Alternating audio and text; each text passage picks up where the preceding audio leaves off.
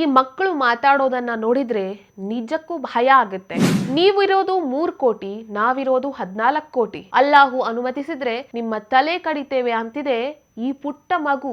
তোমরা যদি 3 কোটি হিন্দু হও, আমরা 17 কোটি মুসলমান। বিসমিল্লাহ কয়া শুরু করমু, আলহামদুলিল্লাহ বলে শেষ করমু। ಮಕ್ಕಳ ತಲೆಗೆ ಈ ದ್ವೇಷವನ್ನ ತುಂಬ್ತಾ ಇರೋದು ಯಾರು? ಮಕ್ಕಳ ಬಾಯಲ್ಲಿ ಈ ರೀತಿ ಹೇಳಿಸಿ ಅದನ್ನ ವಿಡಿಯೋ ಮಾಡಿ ಏನ್ ಸಂದೇಶ ಕೊಡೋದಕ್ಕೆ ಹೊರಟಿದ್ದಾರೆ? ಆಯಾಯ ಧರ್ಮದಲ್ಲಿ ಏನೇನು ಒಳ್ಳೆ ವಿಚಾರಗಳಿವೆ ಅದನ್ನೇ ಮಕ್ಕಳಿಗೆ ಹೇಳ್ಕೊಡ್ಬೇಕು.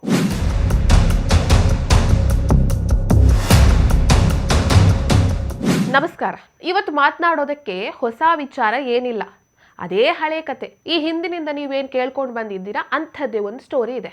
ಈ ಬಾಂಬ್ ಹಾಕೋದು, ಸುಸೈಡ್ ಬಾಂಬಿಂಗ್ ಮಾಡೋದು, ಜಿಹಾದ್ ಮಾಡೋದು, ಅಲ್ಲಾಹುವನ್ನ ನಂಬದೇ ಇರೋರೆಲ್ಲ ಕಾಫೀರರು ಅಂತ ಹೇಳೋದು, ಇದೆಲ್ಲ ನಮ್ಮ ಧರ್ಮದಲ್ಲೇ ಇದೆ ಅಂತ ಹೇಳಿ ಜಾಕಿರ್ ನಾಯಕ್ನಿಂದ ಹಿಡಿದು ಮೊನ್ನೆ ಅಷ್ಟೇ ದೆಹಲಿಯಲ್ಲಿ ಬಾಂಬ್ ಬಿಟ್ಟು ಬ್ಲಾಸ್ಟ್ ಮಾಡಿದ್ನಲ್ವಾ ಉಮರ್ ನಬಿ, ಅವನವರೆಗೂ ಕೂಡ ಬೇಕಾದಷ್ಟು ಜನರು ಹೇಳಿದ್ದಾರೆ. ಮೊನ್ನೆ ಅಷ್ಟೇ ಕೇರಳದಲ್ಲಿ ಒಬ್ಬ ತಾಯಿ ಸ್ವಂತ ಮಗನನ್ನೇ ಐಸಿಸ್ಗೆ ಸೇರ್ಕೋ ಅಂತ ಹೇಳಿ ಒತ್ತಾಯ ಕೂಡ ಮಾಡಿದ್ರು. ಈ ಸ್ಟೋರಿ ನಮ್ಮಲ್ಲೇ ಪಬ್ಲಿಷ್ ಕೂಡ ಆಗಿದೆ. ಈ ರೀತಿ ಸ್ಟೋರಿಗಳು ದಿನ ಬೇಕಾದಷ್ಟು ಬರ್ತಾನೆ ಇದೆ. ಮತ್ತೆ ಯಾಕೆ ಈ ವಿಚಾರದ ಬಗ್ಗೆನೇ ಇವತ್ತು ಮಾತಾಡ್ತಾ ಇದ್ದೀನಿ ಅಂತ ಹೇಳಿದ್ರೆ, ಇಲ್ಲೊಂದೆರಡು ವಿಡಿಯೋ ವೈರಲ್ ಆಗಿದೆ. ಈ ಮುಸ್ಲಿಂ ಮತಾಂಧತೆ ಅನ್ನೋದು ಚಿಕ್ಕ ಮಕ್ಕಳನ್ನು ಕೂಡ ಬಿಡ್ತಾ ಇಲ್ಲ, ಮಕ್ಕಳವರೆಗೂ ವ್ಯಾಪಿಸಿದೆ ಈ ಮುಸ್ಲಿಂ ಮತಾಂಧತೆ ಅನ್ನೋದು. ಎಷ್ಟೊಂದು ಅಪಾಯಕಾರಿ ಇದೆಲ್ಲ. ಹಾಗನಿಸಿದ್ರಿಂದಾನೇ ಈ ವಿಡಿಯೋವನ್ನ ಮಾಡ್ತಾ ಇರೋದು, ಇವತ್ತು ಈ ಸ್ಟೋರಿಯನ್ನ ತಗೊಂಡಿರೋದು. ವಿಷಯ ಏನು ಅಂತ ನಾನು ಆಮೇಲೆ ಹೇಳ್ತೀನಿ. ಮೊದಲಿಗೆ ಒಂದು ವಿಡಿಯೋ ಇದೆ, ಆ ವಿಡಿಯೋವನ್ನ ನೋಡಿ. তোমরা যদি 3 কোটি হিন্দু হও, আমরা 17 কোটি মুসলমান। আমাদের ইসলাম ধর্ম নিয়ে কথা কও। হায় রে দাদারা, আমি একটা মেয়ে হয়ে বলতাছি, বিসমিল্লাহ কয়া শুরু করমু, আলহামদুলিল্লাহ বলে শেষ করমু। আপনারা সবাই এই ভিডিওটা ছবিটান শেয়ার করে দিন. ಈ ವಿಡಿಯೋದಲ್ಲಿ ಈ ಹುಡುಗಿ ಏನ್ ಹೇಳ್ತಿದ್ದಾಳೆ ಗೊತ್ತಾ? ನೀವು 3 ಕೋಟಿ ಜನ ಇರೋದು, ನಾವು 14 ಕೋಟಿ ಇದ್ದೇವೆ. ಅಲ್ಲಾ ಏನಾದ್ರೂ ಅನುಮತಿಸಿದ್ರೆ ನಿಮ್ಮ ತಲೆ ನಾವು ಕಡಿತೀವಿ ಅಂತ ಈ ಹುಡುಗಿ ಹೇಳ್ತಾ ಇದ್ದಾಳೆ. ಈ ಹುಡುಗಿ ಇಷ್ಟು ಹೇಳಿದ್ಲಾ? ಇನ್ನೊಂದು ಹುಡುಗಿ ಇದ್ದಾಳೆ, ಅವಳು ಏನ್ ಮಾಡಿದ್ದಾಳೆ ಅನ್ನೋದನ್ನ ಒಂದ್ಸಲ ನೋಡಿ.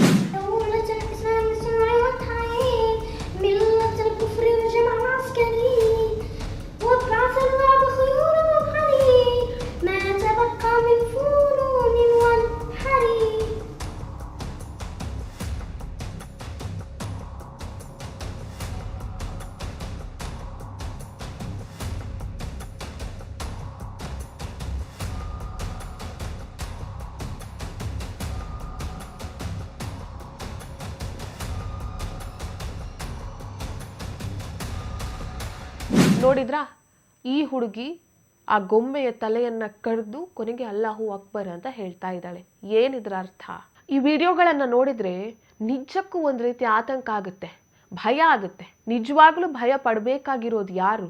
ಮುಸ್ಲಿಮರು ನಿಜವಾಗ್ಲೂ ಭಯ ಪಡ್ಬೇಕು. ನಮ್ಮ ಧರ್ಮದಲ್ಲಿ ಮಕ್ಕಳಿಗೆ ಈ ರೀತಿ ಎಲ್ಲ ಹೇಳಿಕೊಡಲಾಗ್ತಾ ಇದೆಯಾ ಅಂತ ಪ್ರಶ್ನಿಸ್ಕೊಂಡು ಅವರು ಮೊದಲು ಭಯ ಪಡಬೇಕು. ನಮಗೆ ಯಾಕೆ ಈ ರೀತಿ ಎಲ್ಲ ಹೇಳಿಕೊಡ್ತಿದ್ದಾರೆ ಅಂತ ಹೇಳಿ ಆ ಮಕ್ಕಳು ಈ ರೀತಿ ಹೇಳಿಕೊಡುವವರನ್ನ ಪ್ರಶ್ನಿಸಬೇಕು. ಇಲ್ಲ ಅಂತ ಹೇಳಿದ್ರೆ ಅಪಾಯ ಅನ್ನೋದು ಅವರಿಗೂ ಇದೆ, ಇಡೀ ಜಗತ್ತಿಗೂ ಇದೆ. ಆ ಧರ್ಮನೇ ಹಾಗೆ, ಆ ಧರ್ಮದಲ್ಲಿರುವವರೆಲ್ಲ ಹಾಗೇನೆ ಅಂತ ಹೇಳೋದಿಕ್ಕೆ ಬರಲ್ಲ.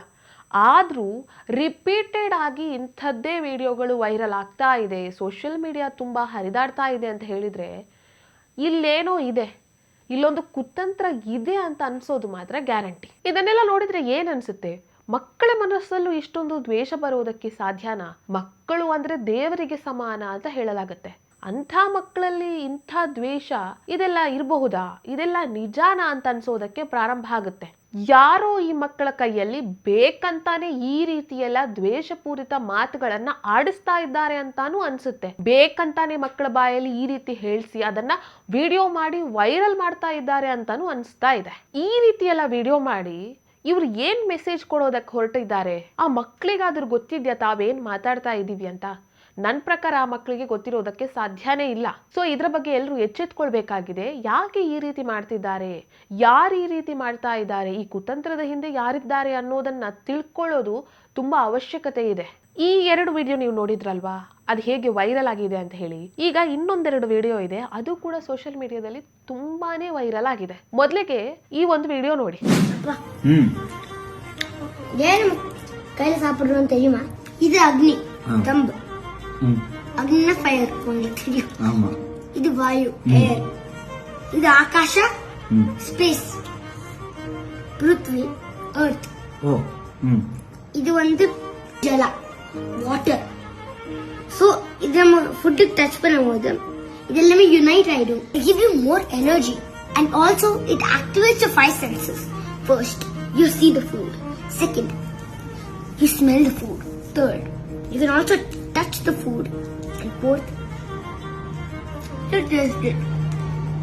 And then you can also hear it being crunched with your ears. And then when you touch the food with your hands, the nerves send a signal to the brain. And the mouth will produce more saliva. The gut will also produce more enzymes, which is good for your digestion.